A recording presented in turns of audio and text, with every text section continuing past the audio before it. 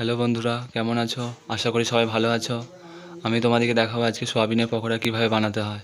প্রথমে গ্রেড করে রাখা সোয়াবিনগুলো দিয়ে দিলাম, তারপর পেঁয়াজ কুচি দিলাম, ধনেপাতা কুচি, একটু আদা বাটা দিলাম, এবার অ্যাড করছি লঙ্কা বাটা,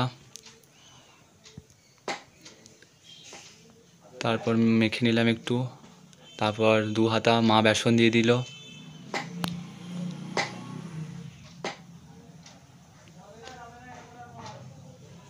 তারপর মশলা ধোয়া জলটা দিয়ে দিলাম, একটু জিরে গুঁড়ো অ্যাড করলাম,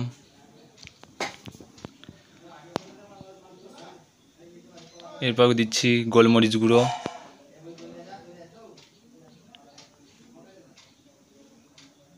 এরপর দিয়ে দিলাম গরম মশলা গুঁড়ো, এরপর দিয়ে দিলাম চাট মশলা দিলে পকোড়াটা বেশ টেস্টি হয় খেতে। এরপর ডিম দিয়ে দিলাম ভেঙে, কাঁচা ডিম।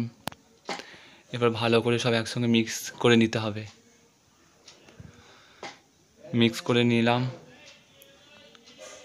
ভালো করে। এরপর 10 মিনিট রেস্টে রেখে দিলাম। কড়াইয়ে তেল দিয়ে দিলাম, তেল গরম হয়ে গেছে। এরপর হয়ে গেছে 10 মিনিট। এবার পকোড়ার শেপে নিয়ে নেব পকোড়াগুলো বানিয়ে গোল গোল আকারে। এবার তেলে ছেড়ে দিলাম,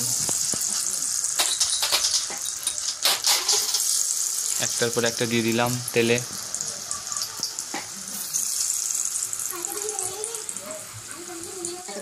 এরপর দিয়ে দেওয়ার পর একটু উল্টে পাল্টে ভালো করে লাল লাল করে ভেজে নিচ্ছি। হয়ে গেল। এবার প্লেটে নামিয়ে দিলাম ছানটা করে ছেঁকে তুলে।